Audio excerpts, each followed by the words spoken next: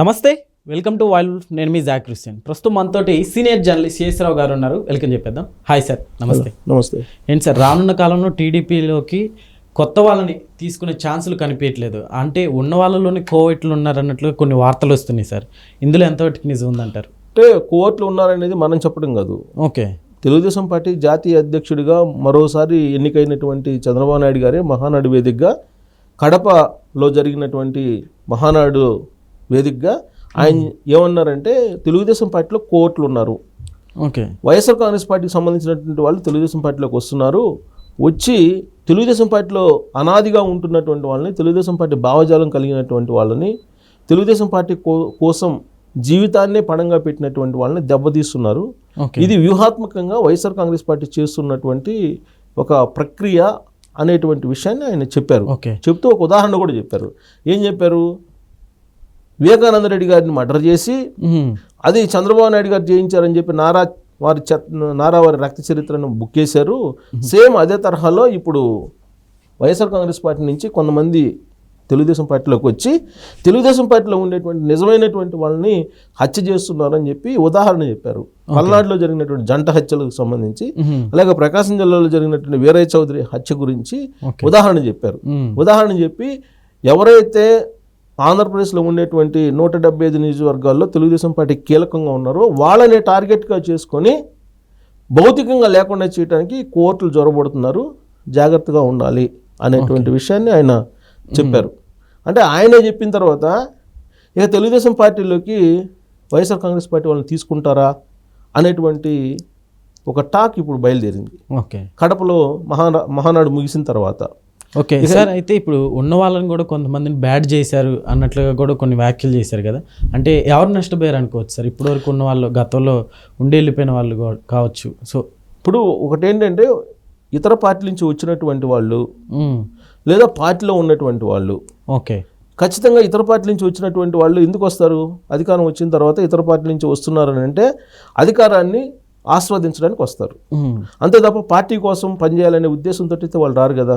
ఇప్పుడు కూటమి ప్రభుత్వం అధికారంలో ఉంది, కూటమిలో జనసేన, తెలుగుదేశం పార్టీ, బీజేపీ ఉన్నాయి. ఇప్పుడు వైఎస్ఆర్ కాంగ్రెస్ పార్టీ నుంచో లేదా ఇతర పార్టీల నుంచో ఈ మూడు పార్టీలకు వస్తున్నారంటే ఏం ఆశించి వస్తారు? అధికారంలో ఉంది కాబట్టి కూటమి అధికారాన్ని ఆస్వాదించవచ్చు, అధికారాన్ని అనుభవించవచ్చు అనేటువంటి ఉద్దేశంతో తప్పితే పార్టీలను ఆదుకుందాం, ఈ పార్టీని బలోపేతం చేద్దాం, లేదంటే ఆ నియోజకవర్గంలో పార్టీని బలోపేతం చేద్దాం అనుకోరు. ఒకవేళ అనుకొని వచ్చినప్పటికీ కూడా ఆల్రెడీ ఉంటారు కదా అక్కడ కాన్స్టిట్యున్సీలో, ఆల్రెడీ తెలుగుదేశం పార్టీ వాళ్ళు లేదా జనసేన వాళ్ళు లేకపోతే బీజేపీ వాళ్ళు అక్కడ ఉంటారు. ఆల్రెడీ ఉన్న వాళ్ళ మీద వచ్చినటువంటి వాళ్ళు పెత్తనం చేస్తారు కదా. ఎందుకు పెత్తనం చేస్తారంటే ఉన్నటువంటి వాళ్ళని కాదని వాళ్ళని తీసుకుంటున్నారు అని అంటే వీళ్ళకన్నా వాళ్ళ తోపులు అనే భావన వాళ్ళకు కలుగుతుంది. తెలుగుదేశం పార్టీ అధిష్టానం తీసుకుంది, వేరే ఇతర పార్టీ వాళ్ళని తీసుకుందంటే ఇప్పుడు ఉన్నటువంటి వాళ్ళ మీద వాళ్ళు పెద్ద లీడర్లు, లేదంటే వాళ్ళ కారణంగా పార్టీ బలోపేతం అవుతుందనే ఉద్దేశంతో కదా తీసుకునేది.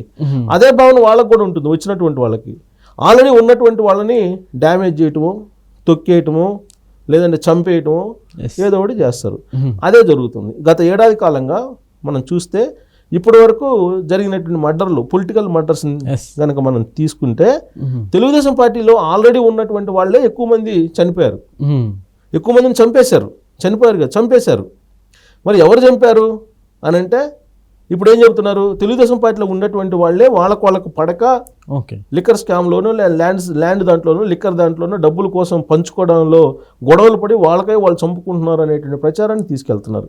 ఇప్పుడు పల్నాడులో జరిగినటువంటి జంట హత్యల్లో కూడా ఇప్పుడు ప్రత్యర్థి పార్టీ ఏం చెప్తుంది? వైఎస్ఆర్ కాంగ్రెస్ పార్టీ వాళ్ళే తెలుగుదేశం పార్టీ వాళ్ళే కొట్టుకొని చంపుకున్నారు, అవినీతి సొమ్మును పంచుకోవడంలో తేడా వచ్చి అని చెప్పి చెబుతున్నారు. అలాగే వీరయ్య చౌదరి మర్డర్ని కూడా అలానే చెప్తున్నారు. తెలుగుదేశం పార్టీ వాళ్ళే గొడవలు పడి ఈ విధంగా చంపుకున్నారని చెప్తున్నారు. ఇది భయంకరమైన ఆపరేషన్ అంటారు చంద్రబాబు నాయుడు గారు. ఇలాంటి ఆపరేషన్ ఒక వైఎస్ఆర్ కాంగ్రెస్ పార్టీ చేయగలదు. కాబట్టి వైఎస్ఆర్ కాంగ్రెస్ పార్టీ సంబంధించినటువంటి వాళ్ళు తెలుగుదేశం పార్టీలో చేరుతున్నారు, వాళ్ళు కోర్టులుగా వ్యవహరిస్తున్నారు అనేది ఆయన చెప్పారు. జగన్మోహన్ రెడ్డి గారు పని కట్టుకుని ఏమైనా పంపిస్తున్నారు అనుకోవచ్చా సార్? ఇప్పుడు అది చంద్రబాబు నాయుడు గారు చెప్పింది అదే కదా.